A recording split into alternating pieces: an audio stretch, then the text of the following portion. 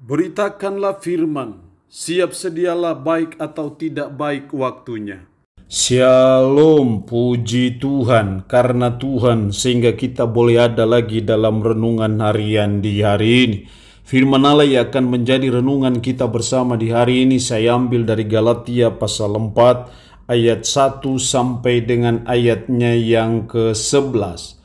Secara khusus saya akan baca ayatnya yang ke-8 sampai dengan ayatnya yang ke-11. Firman-Nya berkata demikian.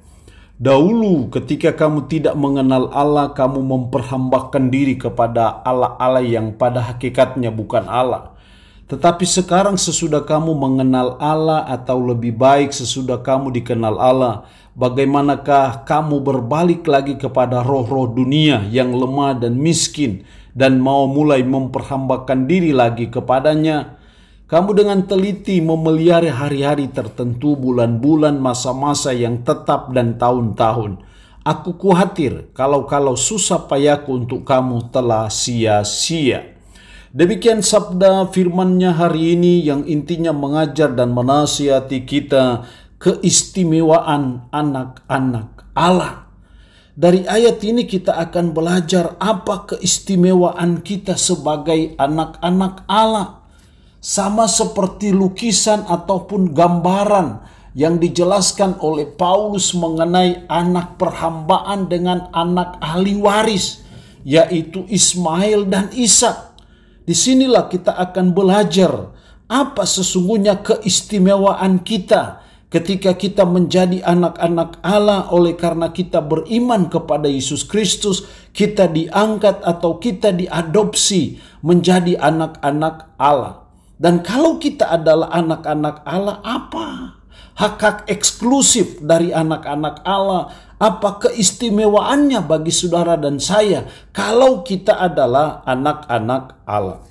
Setidaknya ada 3 keistimewaan yang saya jumpai dalam ayat ini ketika kita menjadi anak-anak Allah. Yang pertama dalam ayat 6, dan karena kamu adalah anak, maka Allah telah menyuruh roh anaknya ke dalam hati kita yang berseru, ya Aba, ya Bapa. Ketika kita menjadi anak Allah, maka Roh Kudus ada dalam hati kita dan dialah yang berseru, ya Aba, ya Bapa. Di sini kita melihat keistimewaan anak Allah adalah yang pertama bisa memanggil Allah sebagai Bapa. Kita bisa berseru, ya Aba, ya Bapa. Kenapa kita bisa memanggil Allah sebagai Bapa? Ya karena kita anaknya. Kita adalah anak angkat. Kita adalah anak adopsi.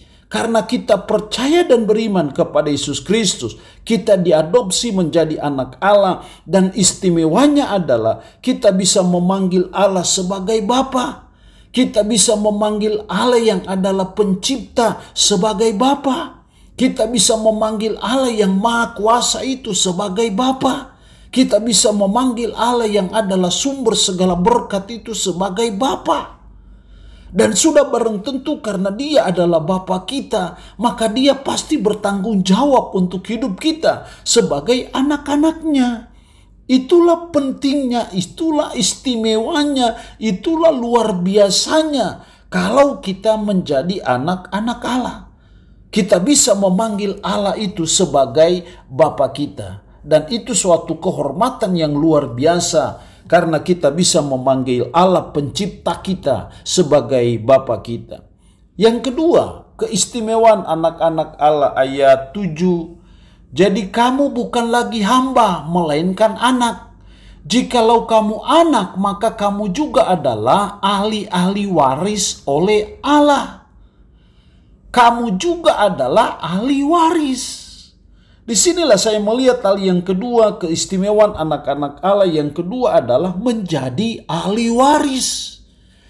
Kalau Bapa kita itu adalah penguasa sorga, pemilik sorga, berarti kita juga adalah ahli waris dari sorga itu. Itulah keistimewaan kita sebagai anak-anaknya, kita menjadi ahli waris. Jadi sebagai anak memang berhak menerima warisan dari Bapa kita di surga. Ini suatu keistimewaan yang luar biasa bagi kita, bahwa ketika kita menjadi anak-anak Allah, maka kita juga adalah ahli waris. Kalau Bapa kita di surga adalah empunya segala sesuatu, maka Anda bayangkan ketika kita menjadi ahli warisnya. Tapi yang paling penting adalah bahwa Bapa itu adalah penghuni surga, Bapa kita di surga, pemilik surga. Maka itu berarti kita sebagai anak-anak Allah adalah ahli waris juga untuk memiliki surga itu. Dan itu berkat yang luar biasa, berkat yang tidak ada tandingannya dalam hidup kita sebagai umat, sebagai orang percaya. Yang ketiga, dalam ayat 8, dahulu ketika kamu tidak mengenal Allah, kamu memperhambakan diri kepada Allah-Allah. Allah-Allah di situ Allah huruf kecil, yang pada hakikatnya bukan Allah. Terus ayat 9, tetapi sekarang sesudah kamu mengenal Allah, atau lebih baik sesudah kamu dikenal Allah, bagaimanakah kamu berbalik lagi kepada roh-roh dunia yang lemah dan miskin, dan mau mulai memperhambakan diri lagi kepadanya? Jadi Paulus sedang mengkritik jemaat yang ada di Galatia. Kalau mereka sudah sudah menjadi anak-anak Allah, sudah mengenal Allah, ya jangan lagi menghambakan diri kepada Allah-Allah, ilah-ilah yang pada hakikatnya sebenarnya bukan Allah. Di sini kita melihat hal yang ketiga, keistimewaan anak-anak Allah yang ketiga adalah menghambakan diri kepada Allah. Kita tidak lagi menghambakan diri kepada ilah-ilah, tapi sebaliknya kita menghambakan diri kepada Allah karena kita memang sudah anak-anaknya. Karena kita anak-anaknya, maka sepatutnya dan selayaknya, sewajarnya lah kalau kita mengabdikan hidup kita, menghambakan diri kita kepada Allah. Dan itu suatu keistimewaan. Bisa menghambakan diri kepada Allah itu keistimewaan. Kalau kita menghambakan diri saja kepada bupati, wali kota, menteri, presiden, itu juga kebanggaan. Apalagi kalau kita menghambakan diri kepada Allah, jadi pembantu-pembantu Allah. Menteri-menteri yang adalah pembantu-pembantu presiden juga itu kebanggaan bagi mereka.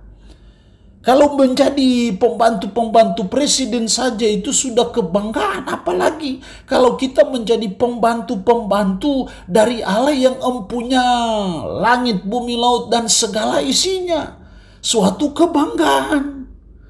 Jadi ini keistimewaan bagi kita sebagai anak-anak Allah, bila kita menghambakan diri kita kepada Allah, karena Dia adalah Tuhan kita, pencipta segala-galanya. Inilah keistimewaan kita sebagai anak-anak Allah. Allah punya firman ini memberkati kita dengan firman-Nya di hari ini. Amin. Mari kita berdoa. Puji syukur untuk firman-Mu hari ini, mengingatkan, mengajar kami keistimewaan anak-anak Allah, bisa memanggil Allah sebagai Bapa, menjadi ahli waris, dan menghambakan diri kepada Allah. Roh-Mu yang kudus, tanamkanlah dan meteraikanlah firman dalam hati dan pikiran kami, dan sanggupkan kami untuk bisa memberlakukan firman ini dalam hidup kami sehari-hari. Berkat Tuhan bagi umat-Mu yang mendengarkan renungan harian di hari ini. Yang sakit tambah berdoa dalam nama Yesus. Tuhan lawat, Tuhan jamah, Tuhan sembuhkan dari sakit penyakit yang diderita. Terpuji-pujilah nama-Mu. Dalam nama Tuhan Yesus Kristus kami berdoa. Amin. Shalom.